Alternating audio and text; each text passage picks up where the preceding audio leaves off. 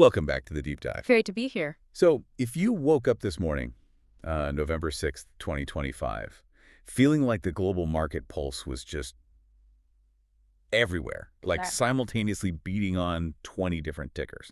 Yeah, across completely unrelated sectors. You are absolutely right. We are diving into, well, just an enormous stack today.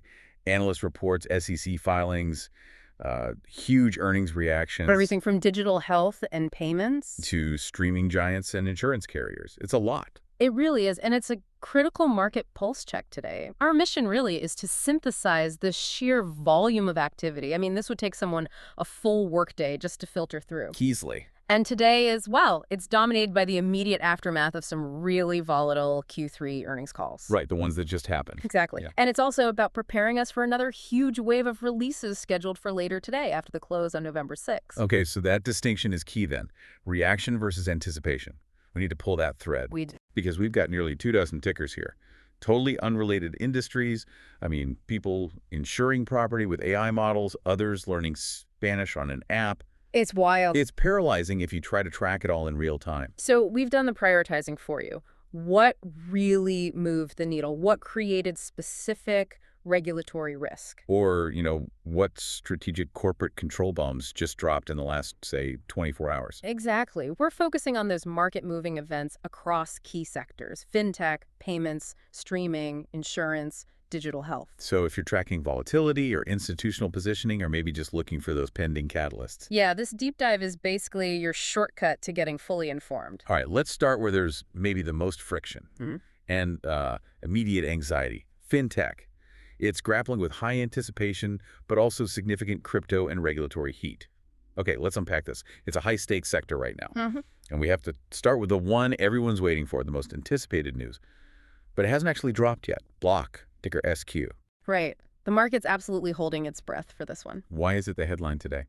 Well, for anyone tracking payments, digital wallets, consumer transactions, SQ is the absolute focus because they report Q3 earnings after the market closes tonight, November 6th. So the institutional money, they've already placed their bets. They have. Now we just wait for the outcome. It's a nail-biter. And the expectations, they are just high-raver. They seem high stakes and almost contradictory. That's a good way to put it. The Zacks consensus estimate, for instance, it pegs Q3 revenue at a pretty chunky $6.34 billion. Okay, that sounds solid. It does. But here's the big nuance, the thing analysts are really fixated on: the expected EPS. Earnings per share. It's only expected at 63 cents. 63 cents. Okay, why is that the tension point? Because that 63 cents figure, it explains why the stock's been so choppy leading up to today. You have to benchmark it against last year's Q3. Oh, my. And when you do that, that $1.63 represents a potential, get this, 28.4% decrease in profitability per share. Wow. You're nearly 30% down year over year on profit per share. Exactly. The market's been worried about margin compression. Are operating costs too high? Are they spending too much on, say, the Cash App ecosystem? That's a fascinating data point. So, okay, if profitability might be shrinking by almost a third, where are the smart investors focusing? When they rip open that report tonight, what line item truly matters most? Is it just the headline EPS? No, they're looking beyond that immediate bottom line. They're zeroing in on the growth trajectory and, critically, operational efficiency. Okay. We need to see stabilization, or ideally acceleration, in two key segments. First, the Square business. How's its growth? How are they monetizing larger merchants now? That's key. Right, the original business. And second, maybe even more critically, Cash App. The core engagement there, user retention, monetization. How well are they actually making money from those users? Precisely. Any sign of weakness in user engagement or transaction volume falling off, or maybe the cost per acquisition metrics getting worse, that will be punished heavily. Doesn't matter if they squeak by with a minor revenue beat. So they need to prove the investments are paying off long-term. They absolutely need to show that today's spending is generating scalable, long-term customer value. Makes perfect sense. Okay, so anticipation for SQ is high. But we also had some fresh, maybe painful reaction news from other fintech players already. Let's talk Upstart. UPST. They deliver that classic mixed Q3 result. The kind analysts just love to hate, right? Yeah. The results that trigger immediate kind of unified panic. UPST's Q3 was a textbook example of that market paradox, especially in the high-growth lending space. They actually exceeded expectations on EPS. So more profitable than expected. Right. But, and this is the big but, their total revenue fell short of forecasts. And for institutional investors tracking these platform lenders, that revenue miss, that's the absolute deal breaker, isn't it? It really is. But hang on, if they beat on profitability, why is the institutional consensus seemingly unified in punishing them? Are analysts just ignoring the margin improvement, focusing only on volume? Yeah, essentially. Because in this lending tech space, revenue visibility equals future growth potential. And growth justifies the high valuation. Exactly. A revenue miss suggests their model is struggling to scale volume, maybe? Or perhaps they're tightening lending standards too much, which kind of starves future growth. Yeah.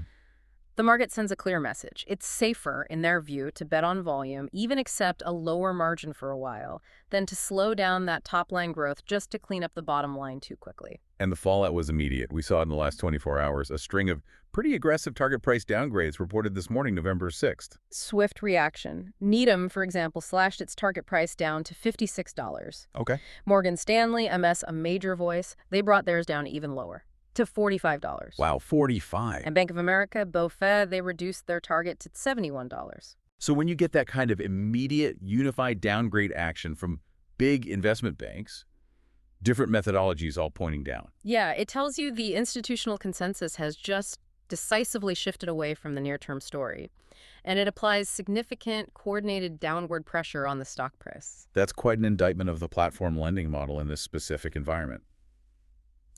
Okay, moving over to crypto. Coinbase, KEIN. Facing a double whammy, it seems. Market sentiment loss and a specific regulatory hurdle popping up overnight. That's right. The market sentiment part is tied directly to recent crypto price volatility. Bitcoin specifically. Yeah, our sources highlight that KEIN and related crypto stocks are really suffering because Bitcoin recently fell below a key psychological support line. What was the line? The source cited $100,000. That psychological barrier, it wasn't just breached, it acted like a tripwire. Sent tremors through the whole space. Right through KEIN's anticipated trading volume, their fee generation potential. When the bellwether crypto tumbles like that, KEIN's revenue engine just instantly stalls. People pull back. Okay, so that's the market shock. And compounding that is this specific direct regulatory challenge. Yeah. Hit their ability to operate within traditional finance. This is potentially a major structural risk for them. U.S. banking groups have formally urged the OCC, that's the Office of the Comptroller of the Currency, Right. to outright deny Coinbase's application for a national trust charter. And why is that charter so important? You really need that charter if you want to offer certain custodian services, handle traditional assets more easily, and basically integrate further into the established financial system. So if they can't get it. It severely limits their runway for expansion and integration. It creates this specific regulatory uncertainty that the market absolutely hates. Big question mark hanging over them. So intense friction in fintech, SQ anticipation, UPST backlash, coin facing headwinds on two fronts. What about the other major players in this segment? Offerpad, Affirm, Lending Club, Robinhood. Generally quiet. Oh. SoFi, AFRM, LC, ASHID. All relatively quiet in terms of major company-specific news or filings in this 24-hour window. So they're just moving with the sector tag. Pretty much, based on sector sentiment rather than any internal catalysts right now. It is worth remembering PayPal, PYPL, was quiet recently too, but they're kind of resting on some positive momentum. From what? Well, about a week and a half ago, their big news was that significant OpenAI ChatGPT partnership that came alongside pretty solid Q3 results. So while volatility is swirling around the sector, PYPL has some recent operational wins to lean on. All right, let's pivot sharply now, away from fintech drama to what I think is, well, arguably the biggest, most strategically significant corporate filing of the entire 24-hour cycle. Ah, yes. Moving us straight into the streaming wars. The FuboTV situation, FUBO, involving Disney, Dis. This is really quite astonishing because it's not just, an acquisition announcement. It signals a completed corporate control shift. It fundamentally alters the landscape for FuboTV. And confirms Disney's strategic dominance in that corner. Absolutely. Tell us about the filing itself. What exactly did Disney and Hulu publicly disclose, and what mechanism did they use? Okay, so on November 5th, Disney and its subsidiary Hulu, they submitted a Schedule 13D filing to the SEC. And a 13D is important because... And crucial. A Schedule 13D is the disclosure required when any party acquires more than 5% of a company's voting stock with the intent to influence or change control. Okay, so this isn't passive investing. Not at all. This signals active management intent. They plan to exert control. And the sheer magnitude of the holding. That's what really jumped out in the source material. It's huge. Absolutely massive. The filing confirmed that Disney and Hulu now collectively own, get ready for this number, 947,910,220 shares of FuboTV Class common stock. Wow. 947 million shares. And when you translate that number into actual voting power, Yeah. it equates to a massive, decisive 70% controlling interest in FuboTV's voting stock. 70%. Okay, Yeah. that's management control, plain and simple. For the listener, what does 70% control actually mean in practical terms for FuboTV's future, for its minority shareholders? Well, it means FuboTV is now effectively a subsidiary that Disney controls.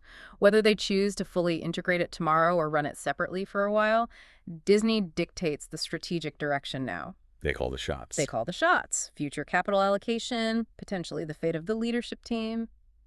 It's all up to Disney. And for minority shareholders. It massively limits their options, hopes of finding another suitor, pursuing some independent path. That's largely off the table now. Fubo's future is completely tethered to Disney's grand plan for Hulu plus live TV. So this filing is basically the formalization of something that's been strategically anticipated for a bit. Exactly. We should clarify, this wasn't some sudden hostile maneuver out of the blue. Right. No, this is more like the regulatory cleanup following the recently completed business combination that happened around October 29th, involving Fubo and Hulu plus live TV. So the 13D just makes Disney's overwhelming management control public and, regulatory compliant. Precisely.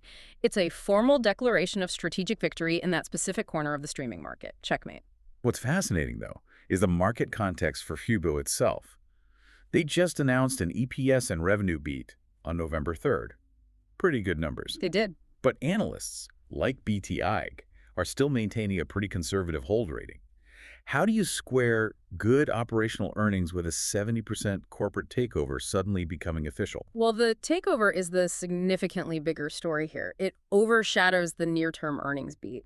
Even if the earnings were good. Yes, because while the beat shows operational health, maybe good customer retention, having a 70% controller means Fubo's entire strategy, its pricing, its integration path, it's all now dictated by Disney's competitive needs, not Fubo's standalone potential. So analysts are waiting to see Disney's plan. Exactly. They're likely holding back, waiting for clear guidance. How does Disney intend to actually utilize Fubo? Is it just a defensive tool? Is it purely for market share data? Or is this a prelude to full integration down the line? Makes sense. Until that's clear, the operational beats are kind of secondary. Correct. The control factor trumps the quarterly numbers right now. Okay, shifting gears slightly within streaming. Yeah. Let's look at the other big players, Netflix and Roku. They seem more focused on future strategy and operational milestones, not these big control shifts. What's driving investor interest in NFLX right now? For Netflix and NFLX, investor interest is heavily focused on the structural side of things right now. There's a major event approaching, the upcoming 10-for-1 stock split. When is that scheduled? November 17th. Now, a stock split, it doesn't change the fundamental value of the company. Right, it just cuts the share price. Exactly. It lowers the per share price dramatically. And that often generates positive investor sentiment, makes the stock feel more accessible, maybe increases trading liquidity. So eyes are on that date. Okay, beyond just the mechanics of the split, NFLX also seems to be eyeing maybe YouTube's turf, a new strategy to expand their content footprint. That's the strategic nugget that emerged. Reports surfaced about Netflix actively discussing a potential video podcast licensing deal with iHeartMedia. Interesting. Video podcasts. Yeah, and sources analyze this as a direct strategy to compete more broadly. Think platforms like YouTube, maybe even Spotify, which have successfully monetized that long-form audiovisual content. So Netflix wants a piece of that action. Seems like it. By expanding into high-quality video podcasts, Netflix potentially expands their content moat beyond just traditional TV series and films. It targets a different viewer habit, a different consumption window. Got it. And Roku, R-O-K-U, they seem to be continuing to ride a pretty massive wave of operational good news following the recent results. They really are. RKU achieved a truly major turning point in their Q3 earnings report. They had their first quarterly operating income since 2021. First profit in years, that's huge. It's a huge validation point. It confirms their strategic shift towards platform monetization, focusing on advertising revenue, controlling costs. It's actually working. So it strengthens the story that RKU is more than just hardware. Significantly, it bolsters the narrative that RKU is successfully transitioning beyond being just a hardware vendor into a potentially profitable ad tech and content distribution platform. The market continues to reward that structural shift. Okay, and finally, just briefly looking ahead for Disney, beyond this Fubo control news, what's next? Disney's own Q4 earnings are coming up pretty soon, next week, November 13th. What will the market be looking for there? Well, obviously how their core parks division performed, that's always key. But critically, the subscriber trajectory and the profitability outlook for Disney Plus and Hulu. And this 70% Fubo control move. It certainly provides a very strong, if maybe complex narrative leading into that earnings announcement, sets the stage. All right, let's move on to digital health now. We're seeing kind of a mix here, some strategic restructuring companies deliberately selling off assets, and also some varying earnings signals. Let's start with LifeMD, LFMD. They made a crucial strategic move just before our 24-hour window opened. That's right. LFMD executed a pretty major strategic shift. Looks like it's designed to streamline their focus and also generate some capital. On November 4th, they completed the sale of a majority stake in one of their subsidiaries, WorkSimpli Software, LLC. WorkSimpli Software, okay. And this really signals a clear focus back towards their core telehealth operations. They're shedding what looks like a non-core asset. Okay, so when a company does an asset sale like this, the financial structure, how they get paid, that's always key, right? What were the specifics here? How much cash did they get? Good question. The overall deal was valued at approximately $65 million. $65 million. Crucially, LFMD secured $22 million in cash immediately. That hits the balance sheet right now. Big influx. $22 million up front. Yep. And furthermore, the deal structure includes some performance-based kickers. They stand to receive up to an additional $28 million over the next 3 years. But that depends on WorkSimpli's performance. Exactly. Contingent on WorkSimpli's operational performance after the sale. So it's a significant front-loaded cash injection, but with potential long-term upside too if the sold business does well. That instant $22 million in cash, that's definitely going to be the main topic when LFMD holds its own Q3 earnings release, which conveniently is scheduled for later today, November 6th. Absolutely. The whole investment narrative is going to shift. It won't just be how quickly can they grow, it'll be how strategically can they deploy this fresh capital. Right, to accelerate the core telehealth business now that they've streamlined. Exactly. It's a deliberate strategy, focusing on quality over maybe chasing diversification. Okay, so contrast that focused strategic action with the more nuanced kind of mixed Q3 results we saw from AMWL. Yeah, AMWL showed a slight revenue decline overall, which, that's often seen as a red flag in a sector where you still expect strong growth. What were the numbers? Total revenue for Q3 came in at $56.3 million. That represents an 8% decrease year over year.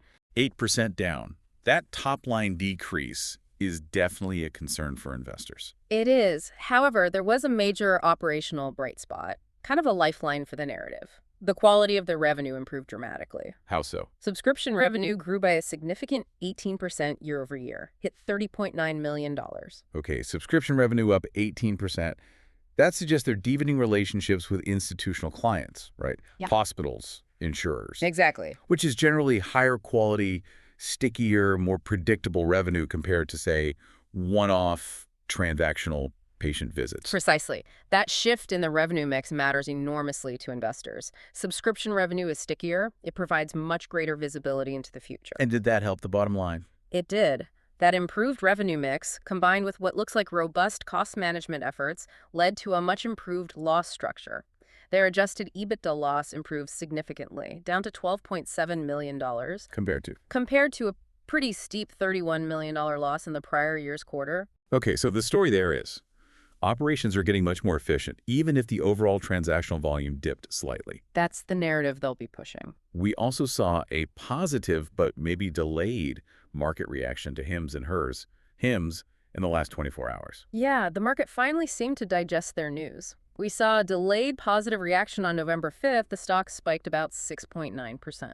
And this was reacting to Q3 results from a few days earlier. Exactly. Investors finally processed their Q3 results. Now, interestingly, like UPST, Hims actually featured a revenue beat but an EPS miss. Oh, the opposite of UPST. Right. But in Hims' case, the market seemed to weigh the recurring revenue growth, their successful expansion into new health categories, and strong customer metrics as far more important than the immediate profitability dip. So another example of the market prioritizing future scale, kind of like we talked about in fintech. Seems like it. The growth story won out over the short-term EPS miss in this case. Interesting. Okay, wrapping up the digital health sweep, we had an analyst rating for Teladoc, tdoc, and another major company awaiting earnings today.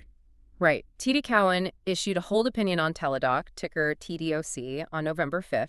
Pretty neutral stance. Seems to reflect the market just kind of assessing their long and, frankly, arduous turnaround strategy. Still a work in progress there. Very much so. And Doximity, DOCS, that's a key waiting game today. They also have their Q3 earnings release scheduled for after the close today, November 6th. And Doximity's numbers could be interesting because, given the specialized nature of their platform, it's for medical professionals, their results could offer some highly specific insights like into provider engagement levels, maybe pharmaceutical ad spending trends across the entire healthcare ecosystem. Could be a good tell. okay, if fintech was fraught with anticipation and downgrades, Yeah. the insurance sector was just pure, unadulterated volatility. Wow. Massive swings, driven purely by Q3 earnings reports coming out in the last 24 hours. Let's start with a dramatic outperformer. Lemonade, LMND, had an explosive, maybe even narrative-changing beat. LMND delivered the kind of surprise that, for its believers, really validates the whole InsurTech thesis. They recorded a Q3 loss of negative 51 cents per share. Okay, still lost. Still a loss, yes. In isolation, that's never ideal. But analysts were bracing for a much, much deeper loss. The forecast was for a negative 72 cents. So they lost significantly less than expected. Exactly. By outperforming that forecast by a massive $1.21 per share, it gets classified as a huge earnings beat. And their revenue also comfortably topped estimates. And the market response, it sounds like it was commensurate with that level of surprise. 34% in one day. Just stunning. That's not just an earnings beat. That feels like a vote of confidence. Maybe their AI-driven underwriting model is finally showing a profitable pulse? It felt that way, driven by that smaller than expected loss, and critically, they also upgraded their future guidance. That signaled confidence in their own underwriting models going forward. So the stock surged. A remarkable 34.13% on November 5th, hit a 52-week high. For a growth company that's still really figuring out profitability, this single quarter went a long way toward validating that maybe, just maybe, their tech advantage is paying off, improving underwriting profitability faster than people anticipated. Huge quarter for them. Yeah. But LMND wasn't the only one celebrating, right? Allstate, IL, also delivered a solid beat, but maybe in a more traditional property and casualty P&C context. Allstate delivered an absolute knockout punch. They reported EPS of $11.17 per share. 11.17. Now, to give you context for just how big that is, the analyst consensus estimate was only $7.43. Wow, beat by almost $4. Beat by $3.74 per share. A beat of that size is really unusual for a big traditional carrier like Allstate. It often indicates some massive, maybe non-recurring tailwinds. Like what? Like very favorable catastrophe losses in the quarter, maybe fewer big storms than expected, or perhaps superior performance from their massive investment portfolio. Something went very right for them. And revenue was strong, too. Reinforced the overall strength. Yes, revenue also came in strong at $17.3 billion, easily topped the expected $15.69 billion. So strong top line, strong bottom line. Yeah, it just affirms the underlying stability and strength of these traditional P&C carriers when market conditions, weather patterns align favorably, and maybe recent pricing adjustments are being absorbed by consumers. Okay, but you can't have two massive beats like that without, well, usually a massive disappointment somewhere else to round out the sector picture. Unfortunately, yes. And that brings us to Progressive, PGR, a company usually seen as a pretty reliable, steady operator. Progressive delivered the painful miss this time. They reported Q3 EPS of $4.45. Okay, $4.45. And the expectation was? The market expectation was $5.05, so significant shortfall there. And revenue? Revenue also missed. Came in at $21.38 billion versus the expected $21.8 billion. Ouch. How did the stock react to that earnings miss, especially given, like you said, they're usually such a rock-solid performer? Predictably negative reaction. The stock dropped sharply in pre-market trading. One report cited an immediate 7.76% drop. Yeah, the market tends to punish misses from reliable performers like PGR even more severely, doesn't it? They're kind of priced for perfection. That's exactly right. Higher expectations lead to bigger punishments for misses. But the internal context here is critical. We need to look beyond the headline miss. PGR actually showed some underlying operational strength. Let's talk about the combined ratio. Absolutely. This is where the real friction lies for investors trying to analyze this. The market punished the variance from consensus, that $5 or 5-cent target miss. But if you look deeper into the report, PGR showed real strength internally. Their combined ratio improved. And just remind the listener, the combined ratio is key because it measures the total expenses and losses relative to the premium income they bring in. A ratio under 100% means the company is actually making money purely on its underwriting activities, ensuring things not just relying on investment income. So PGR's improvement there signals better underwriting efficiency. They're getting better at pricing risk or managing claims, or both. And furthermore, another positive sign, their total comprehensive income actually spiked 30% year over year. 30% growth in comprehensive income. Yeah, strong internal performance. So investors are punishing a maybe relatively minor earnings miss compared to consensus, rather than rewarding the strong underlying operational improvements and the future profitability signaled by that combined ratio improvement. Seems like it's a classic earnings season friction point, isn't it? Where the short-term focus on hitting that consensus number trumps maybe the longer-term signals of operational health. Okay, let's talk about a company that went way beyond just a beat and really entered the superstar category this Q3 cycle. Duolingo, D-U-O-L. Oh, yeah. These numbers are just phenomenal. Phenomenal almost doesn't do it justice. The numbers are truly staggering. Duolingo reported Q3 EPS of $5.95 per share. $5.95. Okay, and the analyst expectation was a mere $0.76. 76 cents. Yes. That is an astonishing $5.19 surprise per share. This level of beat is exceptionally rare. It fundamentally alters the perception of the company's monetization capabilities. Wow, okay. A surprise that big can't just be explained by, like, aggressive cost cutting, right? It has to be about explosive, efficient growth metrics. What was the primary engine driving this success? It was sheer, scalable user growth coupled with exceptional monetization success. Their daily active users, DAUs, grew a massive 36% year over year. 36% DAU growth. Yeah, exceeding the 50 million mark. Yeah. And total revenue also grew 41% year over year. Incredible. It just shows that their gamified approach to language learning isn't just attracting users globally, it's also proving incredibly effective at converting those users into higher tier paying subscribers. And doing it efficiently. Scaling incredibly efficiently. That's what led to the huge EPS blowout. It's like a textbook example of network effects really kicking in and succeeding financially. Now, while the Q3 performance was clearly a blowout, the forward guidance, the Q4 outlook, was maybe a little more restrained. Suggests management might be cautious about the holiday season. That's right. Q4 revenue guidance came in between $273 million and $277 million, which was basically in line with consensus. So not another blowout expected immediately. No, it suggests management is being perhaps appropriately cautious, maybe expect some seasonality. But look, that Q3 performance solidified their market position. It provides massive credibility for their future scaling efforts. Huge win. Absolutely. Okay, shifting to e-commerce. Wayfair, W, had a major strategic financing move and also an important credit upgrade in the last 24 hours. This sounds like it's all about strengthening the balance sheet. Exactly. Wayfair finalized the pricing of $700 million in senior secured notes. These are due in 2032, and they carry a coupon rate of 6.75%. $700 million in new debt. Yes, and it's a significant move designed to strategically restructure their balance sheet. The key detail is where those funds are earmarked.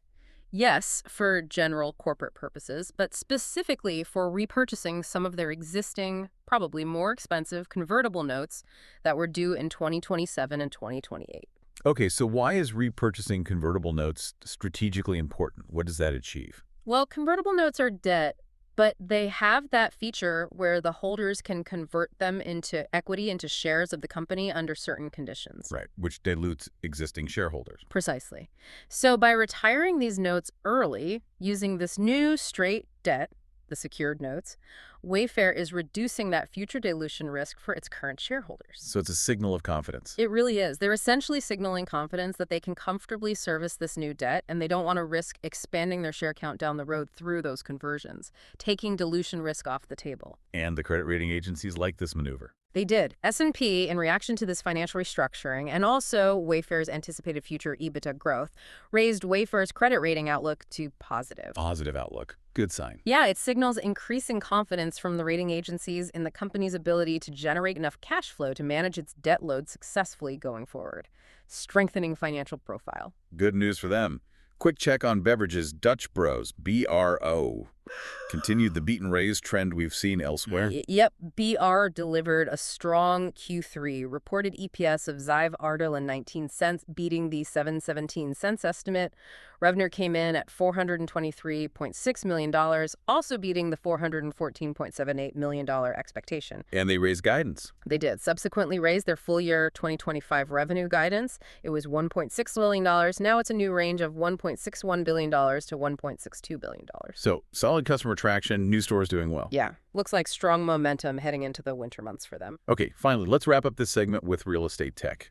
It sounds like it's mostly a waiting game today, but maybe with some notable institutional positioning changes. It is absolutely a waiting game, and the outcome will likely set the tone for this sector for the next few weeks. Both Opendoor, Open, and eXp World Holdings, EXPI. The big iBuyer and the virtual brokerage. Exactly.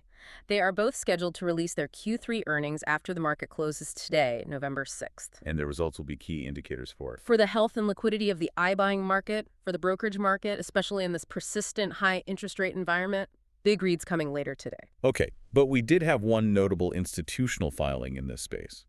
Regarding rocket companies, RKT signaled continued conviction from some big funds. We did.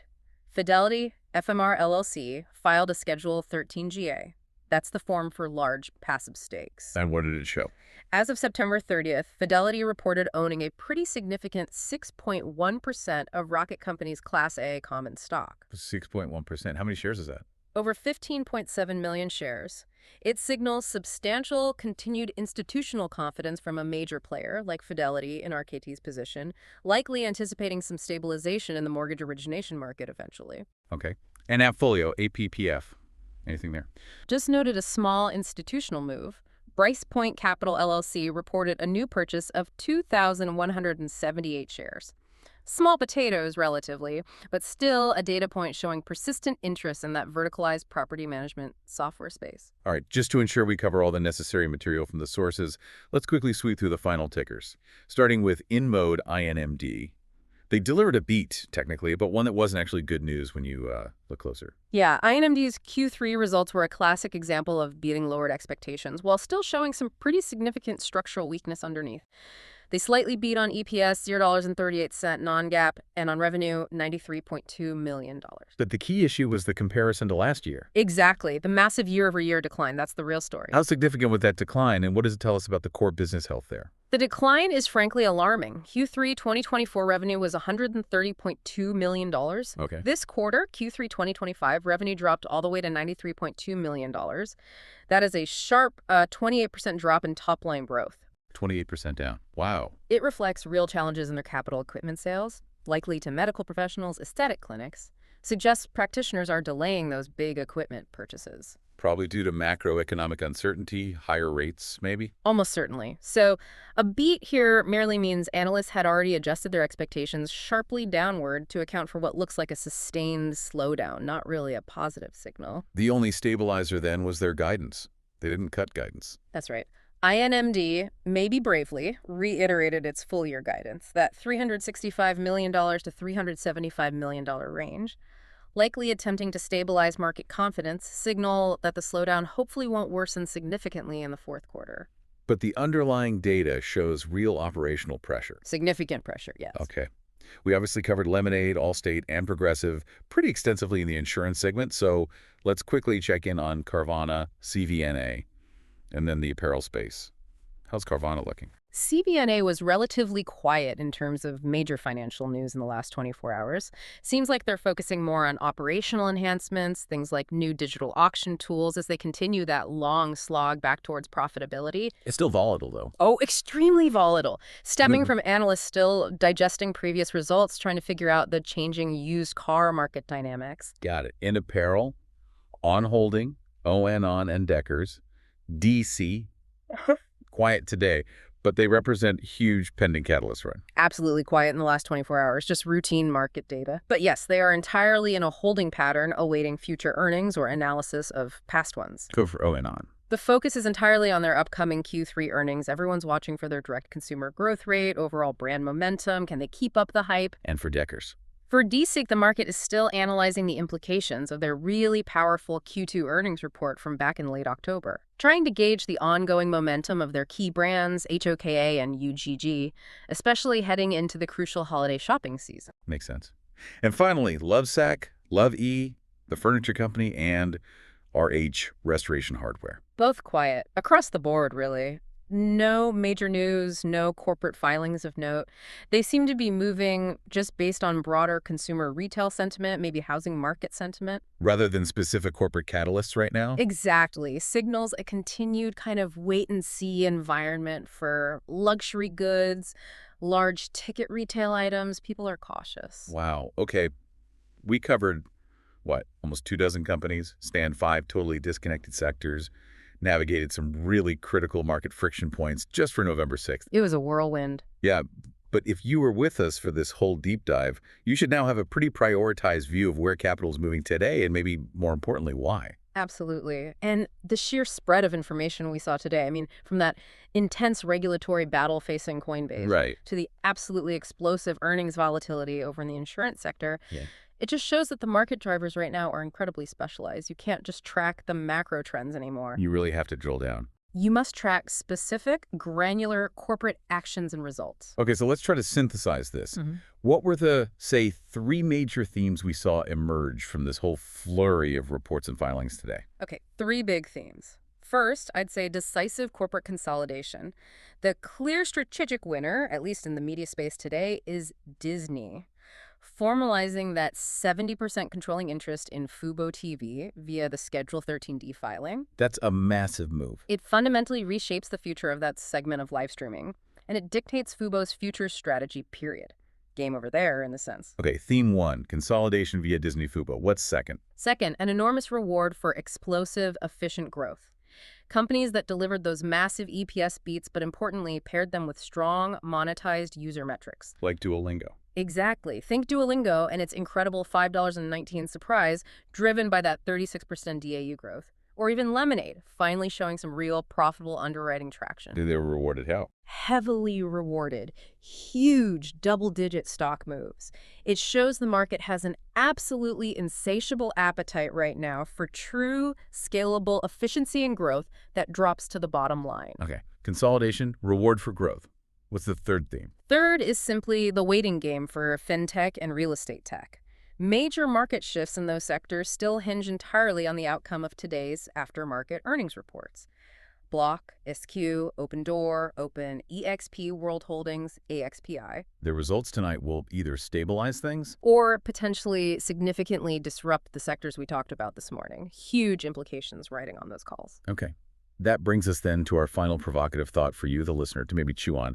We saw these extreme performance swings today, right? Lemonade surging over 34%. While Progressive took that painful almost 8% drop. But think about this specific comparison. We saw the market simultaneously celebrate a language app's user growth DUOL because it delivered phenomenal scale and profit, while at the same time punishing a lending platform UPST that actually beat on profitability, on EPS, but missed slightly on revenue visibility. It's a fascinating contrast. So this raises a critical question maybe about analyst primacy in the current environment. Is the market truly prioritizing fundamental profitability this earnings season? Or is it fundamentally obsessed with revenue visibility, that promise of future scale, and just meeting analyst consensus numbers, especially in these high-growth, platform-dependent sectors? The conflicting reactions we saw today really suggest institutional money might be focusing more on that projected future scale, avoiding any indication that growth might be slowing down, even if the bottom line actually looks healthier in the short term. It's a key tension point. Definitely a key tension point that you should be tracking as the rest of this earnings season plays out. Where's the real priority? Current profit or future growth promises?